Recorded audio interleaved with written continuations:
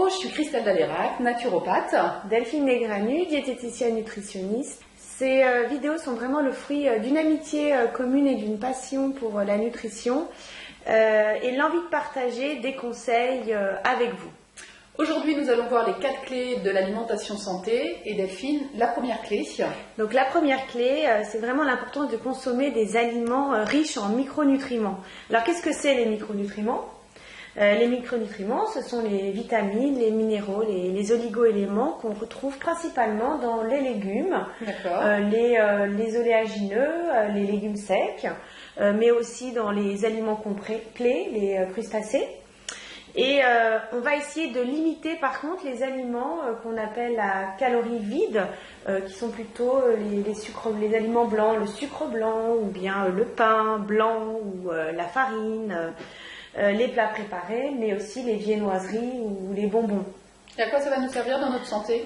Alors voilà, les micronutriments, c'est important pour beaucoup de choses parce que ça participe à toutes les fonctions qui se déroulent dans notre organisme, mais aussi particulièrement au renouvellement cellulaire.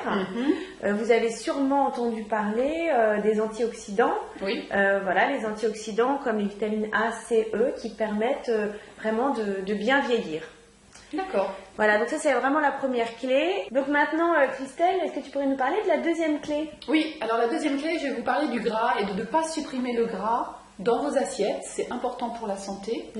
Donc on va parler de bon et de mauvais gras. Le bon gras, c'est les oméga 3. D'accord. Et on n'en met pas suffisamment dans notre assiette.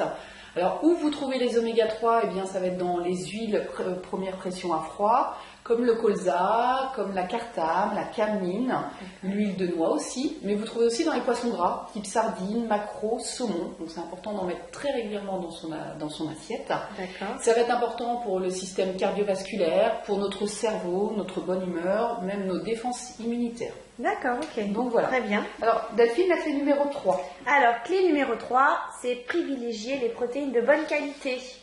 Alors, ça sert à quoi les protéines? C'est pour, on connaît, maintenir la masse musculaire, c'est les briques de nos muscles. Et on en trouve dans le poulet, dans les viandes, les œufs, le poisson, mais aussi des protéines végétales. D'accord.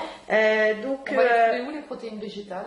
Donc les protéines végétales, on va les trouver dans les légumineuses principalement. D'accord. Il y en a un peu aussi dans les céréales. Mais plus les légumineuses. Et plus légumineuses. Et quand on est végétarien, on va vraiment chercher pour avoir l'ensemble des acides aminés, à faire des plats 2/3 de céréales, comme le riz, le couscous, des céréales de ce type-là, avec 1/3 de légumineuses, pois chiches, haricots rouges, mais aussi lentilles, pour vraiment bénéficier de l'ensemble des acides aminés.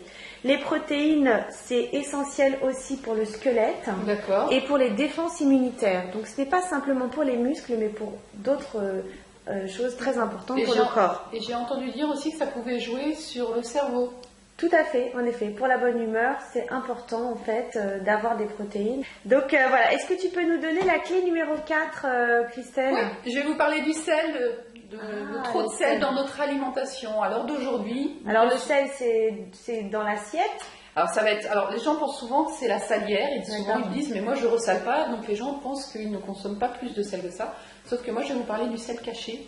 Qui sont dans les aliments comme la charcuterie, les viennoiseries, les plats préparés, et on surconsomme le sel. C'est-à-dire qu'à l'heure d'aujourd'hui, on consomme environ 8 grammes de sel par jour, là où l'OMS nous dit qu'il ne faudrait pas dépasser 5 grammes. D'accord. Le souci, c'est qu'en plus, on ne consomme pas assez de potassium que l'on trouve dans les bananes, les châtaignes, les fruits séchés, les fruits et les légumes.